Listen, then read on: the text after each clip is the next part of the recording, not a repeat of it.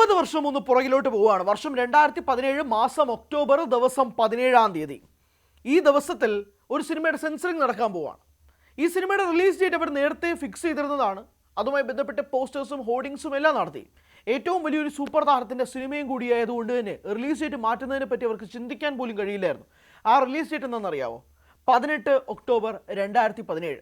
സിനിമയുടെ സെൻസറിങ് നടക്കുന്നത് 17 October 2017. Censoring വൈകാനുള്ള പല കാരണങ്ങളുമുണ്ട്. അതിന് ഏറ്റവും പ്രധാനപ്പെട്ട കാരണം ഈ സിനിമ സംസാരിക്കുന്ന വിഷയം കൂടിയായിരുന്നു. തള്ളി നീക്കി അവസാനം ഒടുവിൽ റിലീസിൻ്റെ തലേ ദിവസമാണ് ഈ സെൻസർ സർട്ടിഫിക്കേഷൻ ടീം ഈ സിനിമ കാണുന്നത്. സിനിമയുടെ അണിയറ പ്രവർത്തകർ ആകെ കൂടെ ഞെട്ടലിലായിരുന്നു, വിഷമത്തിലായിരുന്നു, ദുഃഖത്തിലായിരുന്നു. 16-ാം തീയതി രാത്രി അവർ ഉറങ്ങിയിട്ടില്ല.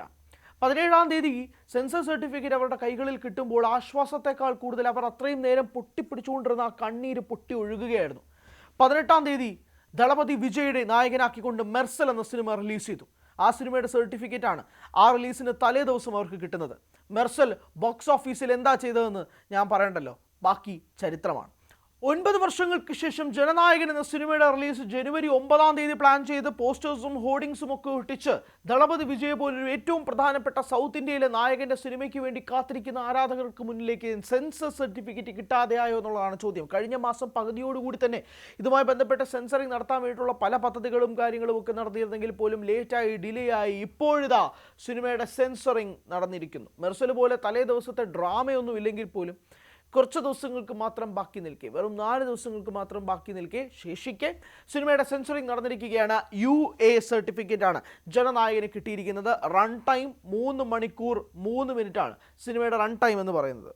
സിനിമയുടെ ആദ്യ പകുതി 1 മണിക്കൂർ 28 മിനിറ്റ് 35 സെക്കൻഡ് ദൈർഘ്യമുള്ളപ്പോൾ സിനിമയുടെ രണ്ടാം പകുതി 1 മണിക്കൂർ 35 മിനിറ്റും 8 സെക്കൻഡ് ദൈർഘ്യവുമാണ്. ഇതൊക്കെയാണ് നമുക്ക് സെൻസർ സർട്ടിഫിക്കറ്റിൽ നിന്നും പുറത്ത് കിട്ടുന്ന വിവരങ്ങൾ എന്ന് പറയുന്നത്. ജനനായകന്റെ ആദ്യ പ്രദർശനം രാവിലെ 6 മണിക്കാണ് കേരളത്തിൽ ആരംഭിക്കുന്നത്. 6 മണിക്കുള്ള എല്ലാ ഷോയും ഹൗസ്ഫുള്ളാണ്, ബുക്ക്ഡാണ്. ഇതാണ് സാഹചര്യം. പക്ഷേ ജനനായകന് നേരിടേണ്ടി വരുന്ന ഒരു പ്രതിസന്ധിയുണ്ട്.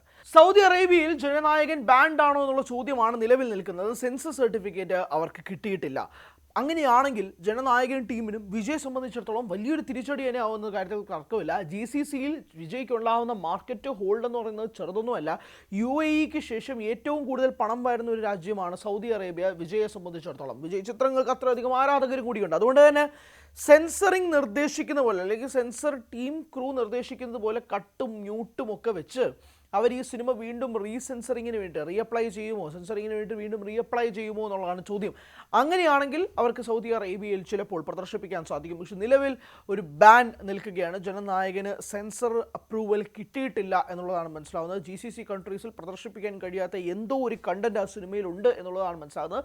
നമ്മൾ അടുത്തിടെ കാണുന്ന പല സിനിമകളിൽ പോലും ഇങ്ങനെയുള്ള കണ്ടന്റുകളുള്ള സിനിമകൾ അവിടെ റിലീസ് ചെയ്യാൻ പറ്റാതെ പോകുന്ന സാഹചര്യമൊക്കെ ഉണ്ടാവാറുണ്ട്. പക്ഷേ ഒരു വിജയ് സിനിമയ്ക്ക്, ഇത്രയധികം ബഡ്ജറ്റിൽ വരുന്നൊരു സിനിമയ്ക്ക് അങ്ങനെ ഒരു റിസ്ക് എടുക്കാൻ പറ്റുമോ എന്നുള്ളതാണ്. ഒരു വിജയ് സിനിമ റിലീസാവുന്നതിന് മുമ്പ് ഒരുപാട് പ്രശ്നങ്ങൾ വരാറുണ്ട്.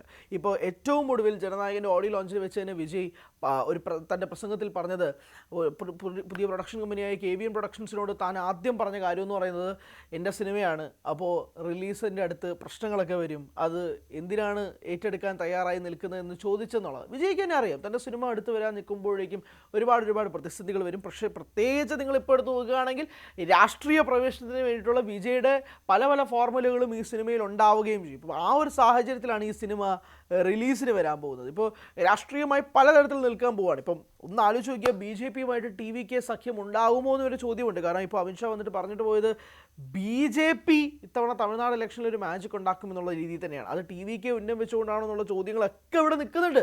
ആ ഒരു സാഹചര്യത്തിലാണ് ഇവിടെ ഉണ്ടാകുന്നത്. അതിനിടയിൽ DMKക്ക് പോയിട്ട് രജനീകാന്ത് ഉൾപ്പെടെയുള്ളവർ ഐക്യദാർഢ്യം പ്രഖ്യാപിക്കുകയും ചെയ്യുന്നുണ്ട്. ഇതെല്ലാം നമ്മൾ കാണുന്നുണ്ട്. അപ്പോൾ തമിഴ്നാട് പൊളിറ്റിക്സ് ആൻഡ് സിനിമ അത് പണ്ട് തൊട്ടേ ഇങ്ങനെ ഒരുമിച്ച് നിൽക്കുകയാണെങ്കിൽ പോലും ഇപ്പോൾ അത് കൂടുതൽ ആവേശത്തിലായി മാറിക്കൊണ്ടിരിക്കുകയാണ്. ഇന്ന് സോഷ്യൽ മീഡിയയൊക്കെ ഇങ്ങനെ കത്തി നിൽക്കുന്ന സമയത്ത് ഓരോ അനക്കങ്ങളും നമ്മളിങ്ങനെ അറിയാൻ പറ്റുന്നുണ്ടെന്ന രീതിയിലേക്ക് തന്നെയാണ് മാറുന്നത്. അതുകൊണ്ടാണ് ഈ സിനിമയ്ക്കും ഇത്രയധികം സംസാരമാവുന്നത്.